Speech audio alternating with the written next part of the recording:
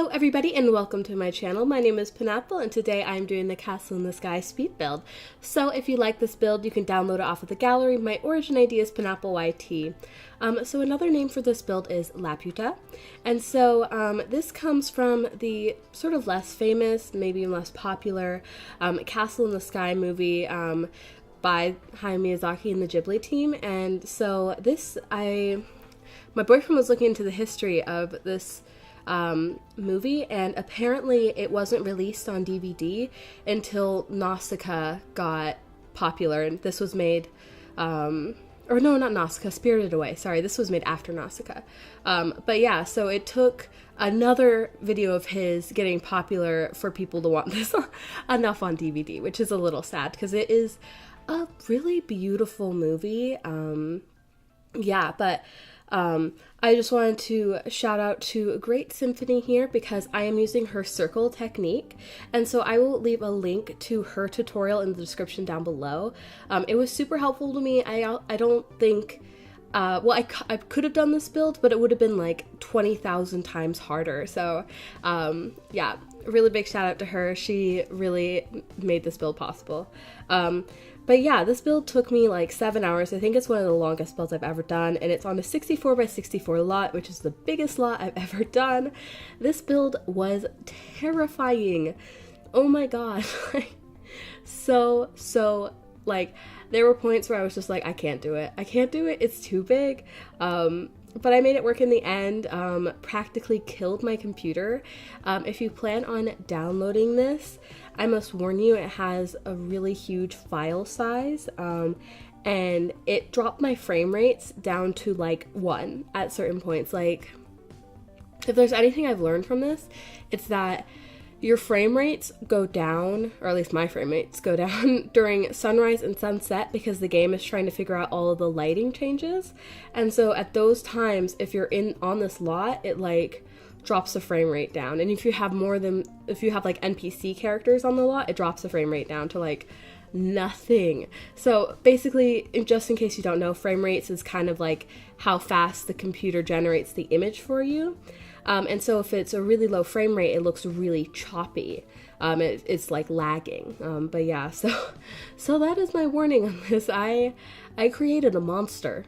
I truly did. But yeah, so one of the things that also really helped with this was the new copy tool. Like here, I'm using the copy tool. Like I was like, I don't need to remake this over and over again. I can just use the copy tool. And that really helped with the circle building, because I just had to make 1/4 of the circle and then copy it and paste that all around. And so, excuse me, I had a burp. Oh gosh, that is so attractive. But yeah, so that really, really helped. And I feel like if Great Symphony had the copy tool before she made her tutorial, that she would have also included that tip. She probably loves that copy tool now. I don't know. I haven't talked to her. But yeah, so this is kind of loosely based on the city of Laputa, just because, well, one, the city is probably like 10 times larger than this, probably more. It's huge. It's gigantic. It's ginormous. But so I obviously couldn't do that in The Sims, and I could have made it bigger, but I wanted it to be floating, and so to do that I had to take out the basement, and I had to make sure the build was small enough so that you could actually get the effect that, hey, this is floating. But even the like bottom sphere at the bottom of it, it's not really floating, so I kind of imagine this as like it's crash landed down to earth, which shouldn't happen in the movie. But I probably shouldn't talk about the movie because I don't want to spoil it for anyone. But yeah, if excuse me, sorry, I'm a little bit sick, so I'm sorry if I sound like terrible, but yeah, you gotta deal. If I'm dealing, you're dealing. Oh my gosh. But yeah, so if you like a lot of Miyazaki's work and whatnot, and Ghibli work, you'll probably like this film. I really like it. My boyfriend doesn't like it per se, so I think it kind of depends, but it's a really, really gorgeous film, and it's pretty kid oriented. Like, it's not like Princess Mononoke, that one's a little iffy for some kids. I mean, I saw that one when I was like 5 or 7 or something. I don't even know, but I saw that one young. Like, fun story with that. So my mom, just in a Safeway, which is a grocery store, they used to have a movie section. I think maybe they still do, but it's less popular now. But she just kind of saw it, and maybe she heard something good about it, but she just kind of picked up Princess Mononoke, and I think she thought, oh, cartoon, this is kid-friendly. And so she showed it to my brother and I and the whole family, and we all loved it, despite it being a bit terrifying for younger audiences. And so that's kind of what started the whole love. I am in love. The whole love of Ghibli for me, and I then watched like Totoro and Kiki's Delivery Service, which are definitely more kid-oriented. But yeah, like if you're comparing, this one is kind of similar to the world of Nausicaa. So if you're comparing the two, this one would be more kid-friendly than Nausicaa, I think, although Nausicaa is pretty kid-friendly. I don't know. It's hard to say. It is hard to say. But enough with my musings on whether or not movies are kid-friendly. I will explain a little bit about Laputa. It is a kind of a 4-story city, and so the bottom story is like kind of partially detached from the main thing, and so I started building this before I rewatched the movie, so I went back and made it into a detached ring, which is, I like how it turned out, but it is a little bit clunky. And so then the very top level is like, kind of looks like white houses, and so they're all like different levels up there, so it doesn't really like transfer over to The Sims, but I think it looks okay. But yeah, in the center, or actually in the sphere of the, I think it's in the sphere of Laputa, it's like really looks like high-end technology. It's really black. There's lots of cubes that look like really, they have like all these geometric patterns, and they kind of look like computer chips in a way, and that's supposed to be what's running the city, you know.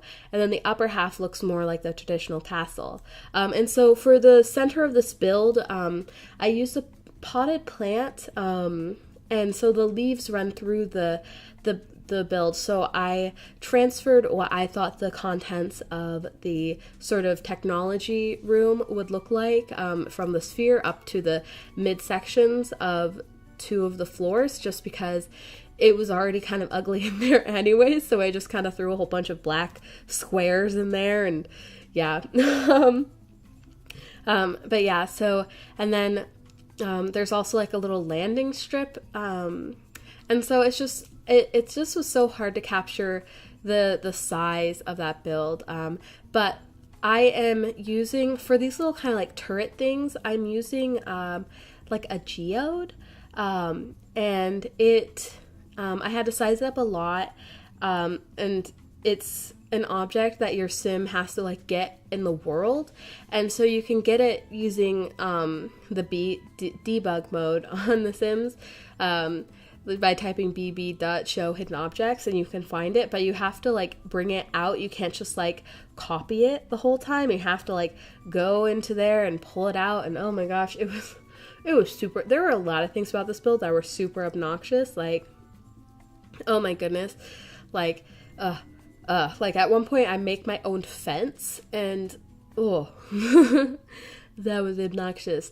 But yeah, so unfortunately this build is pretty like pack heavy.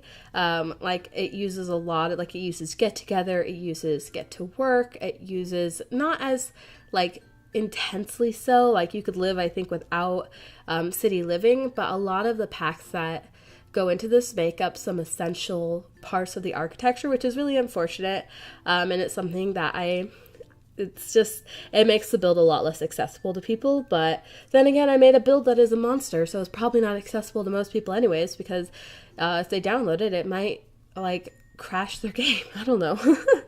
I struggled with this towards the end, and like trying to get the intro shots. Like in the intro, there's the little last clip of the intro, you know, sort of the sun setting. I literally, all I could do to get that was like play it, like film it on normal speed and then speed it up, and usually I can just fast forward on 3 times speed and that works. But Anyway, so here I'm using these little windows from Get to Work, and those help make these look like bigger than they actually are, which is really nice. But these, also with these sort of little buildings, some of them sort of housed a section of the castle that looked like it had walls from the outside, but when you went inside, it looked like the walls were made out of glass. And so I always thought that was always really interesting. And so that section is supposed to be really like foresty and whatnot. But here I am adding in the ring. So this is the part after I went back and watched the movie again, it was so much fun to do that. But you can see I'm cutting through half of the arches, or halfway through one of the arches, which doesn't look the best, but I, at that point, didn't want to, like, change it or something. And so I think it looks okay. I don't know. But this part was a little hard, too, trying to figure out exactly what I wanted. And I totally, from, like, here on out, I deviated from the circle guide and just kind of winged it. So if these don't look as good as the other circles, that's why. But I kind of just didn't want to, and this was faster. But yeah, the copy and paste tool was like my BFF during this. There were some sections that I couldn't copy and paste because they would like bring a whole bunch of stuff with it. But when I go to take out the chunk of on the lower floor, I could make a room and copy it and go around and then delete the floor and the ceiling of said room. And that made it a lot easier to work with.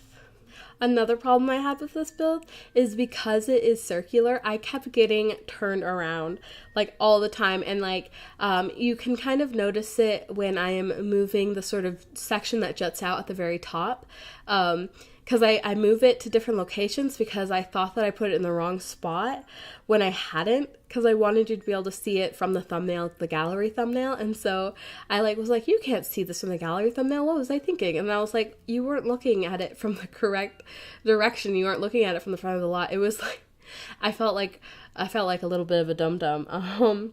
But yeah, another thing I just wanted to mention, if you watch Dawson's Creek when you were younger, which I didn't, but I know who James Vanderbeek is. He plays Dawson of Dawson's Creek, and he voices the male protagonist in this, and it's a little bit funny.